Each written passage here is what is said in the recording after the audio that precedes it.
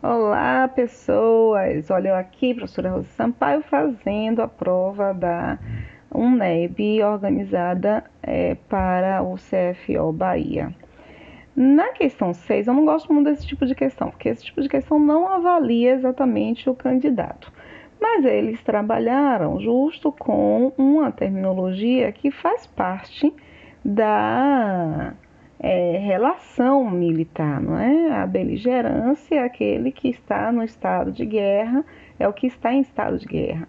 E por causa disso, o gabarito é belicosidade, que é também relacionado a um termo relacionado à questão de guerra.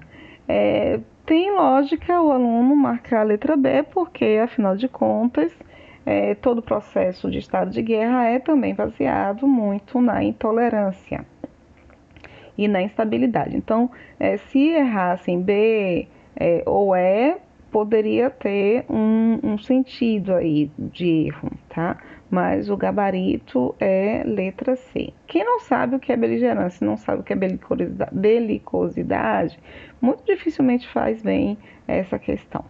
A sétima questão, a questão do quê? Gente, quanta questão relacionada ao quê nessa prova? Na verdade, verifica-se que em formas de existir que me agridem, esse que aqui, olha, ele se relaciona com formas, ele não se relaciona com existir.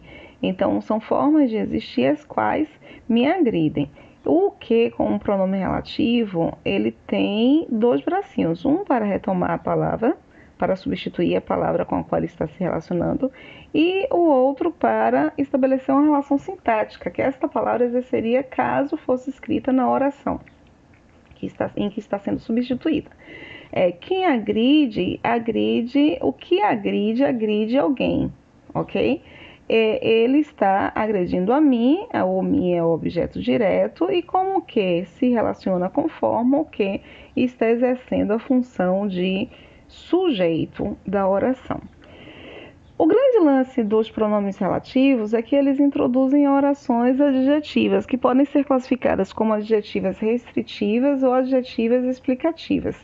Então, não estou falando sobre qualquer forma de existir, estou falando sobre aquela forma de existir que agride, que ameaça, que mata, que destrói, ok? Então você tem um que está introduzindo uma oração adjetiva restritiva. A restrição, gente, é a limitação, é o que limita, é o que restringe, tá? E limitar é importante, eu não posso separar estruturas que sejam importantes dentro do processo de comunicação. Aí ele coloca, caso se colocasse uma vírgula antes do vocábulo que, eu tenho aí no mínimo uma estrutura que mudaria de estrutura restritiva para uma estrutura explicativa. Eu mudo o sentido, tá? Colocar a vírgula é uma mudança de sentido. Na letra A, ele já começa, não haveria alteração sintática nem semântica. Semântica, para quem não sabe, é sentido, tá? Posto que eu uso da vírgula, neste caso facultativo. Mentira, mentira. Vírgula dificilmente vai ser facultativa, a não ser que esteja isolando ali uma adjunta adverbial na posição preferencial. E mesmo assim, nesses casos, ele realça o valor argumentativo. Enfim, ela, não é na caso a vírgula. Não haveria a alteração sintática nem semântica, a gente já faz uma eliminação disso. Haveria alteração sintática e semântica. O que acontece de diferente na estrutura C e D é justamente a sequência.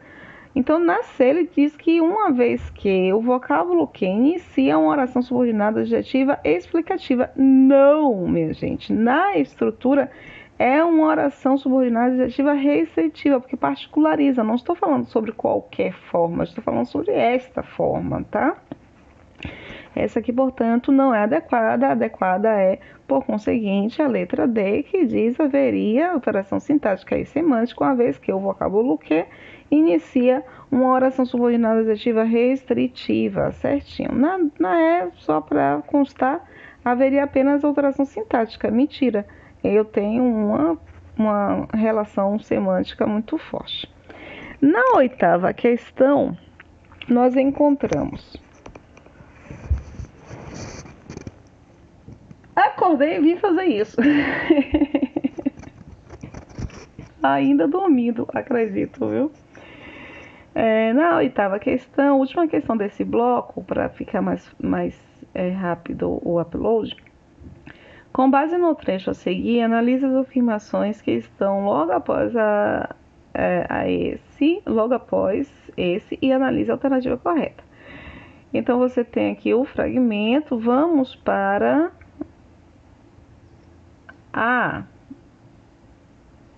o que ele está realmente pedindo, não é? Vou ter que retornar um pouquinho, porque não está na mesma página. Assim como a palavra inserção, a lacuna presente em pretensão deve ser preenchida com C cedilha. Olha, e tem uma regra de ortografia que é muito legal. Verbos que terminam em der, eles serão grafados com S, tá? Então, pretensão vem de pretender. Eles serão grafados com S, vírgula. Deixa eu explicar melhor. Eles têm os seus derivados grafados com S. Então, ceder da cessão, compreender da compreensão e pretender da pretensão. Tudo com S, bonitinho. Então, não é com C cedilha. Isso aqui está errado. A construção, por isso mesmo, anuncia que irá explicar uma causa. Não é uma causa. Você encontra... Deixa eu voltar aqui. Está aqui, não, está na anterior.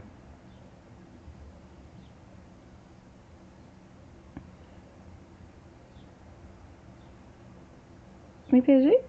Será? Aqui.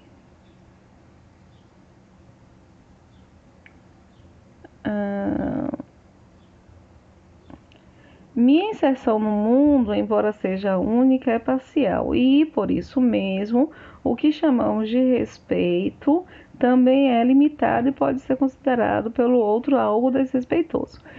Aqui nós temos uma conclusão, uma explicação, perdão. Nós temos uma explicação. É por esta razão, não no sentido de causalidade. Porque o que é causa? É um fato que leva a outro fato.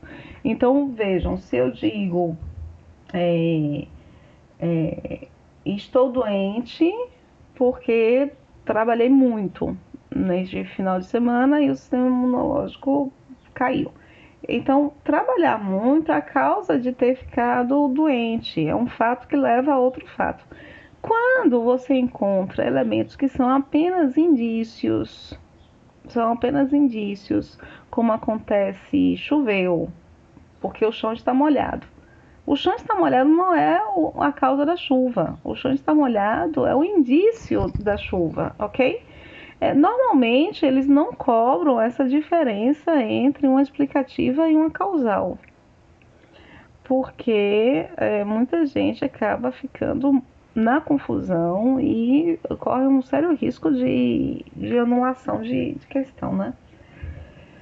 Mas aqui ele está perguntando justamente a relação de causalidade ou de explicação. Não é a B. Na letra C, nós encontramos a expressão círculo vicioso poderia ser substituída por ciclo vicioso, sem que isso implicasse alteração semântica, já que círculo e ciclo são sinônimos. Não exatamente, tá? O ciclo é a ideia do cíclico, aquilo que gera, que retorna. Ele tem um formato de círculo, a ideia de ciclo tem um formato de círculo, mas não é exatamente isso. Eles não são sinônimos. E outra coisa, não existem sinônimos perfeitos, só existem sinônimos contextuais. Antônimo, você pode até encontrar uma palavra que vai estabelecer uma relação antonímica com outra sempre, mas os sinônimos não. Por mais que no dicionário haja essa possibilidade, você precisa sempre recorrer ao contexto. E aí na letra D você encontra em pode ser considerado pelo outro algo desrespeitoso. Os termos em destaque exercem sintaticamente, respectivamente, as funções de agente da passiva e de predicativo do sujeito. É considerado pelo outro, tá? Então, quem considera o outro considera. Eu tenho, portanto, um agente da passiva. E é considerado algo desrespeitoso, a característica, o estado, né? O que é como ele é considerado. Então é um predicativo de fato do sujeito. Letra D é o nosso gabarito. A diferença não é apenas algo exterior a nós mesmos, mas quem acolherá a grande empresa do pensamento. Os termos em destaque exercem a função sintática de adjunto adnominal. Não é apenas, a diferença não é apenas algo exterior. O que é exterior a algo ou a alguém. Portanto, eu tenho uma relação de complemento nominal e não de adjunto adnominal. A clássica diferença, gente, entre adjunto adnominal e complemento nominal. Quando um vai ser agente, outro vai ser paciente. Só que no caso, a confusão só vai acontecer quando forem substantivos abstratos. Exterior é um adjetivo que necessita de um complemento. E todo adjetivo que necessita de um complemento, esse complemento vai ser chamado de complemento nominal. Muito bem. Então a letra E não vai poder ser marcada. Vamos parar aqui para eu fazer o upload destas questões. Beijinhos.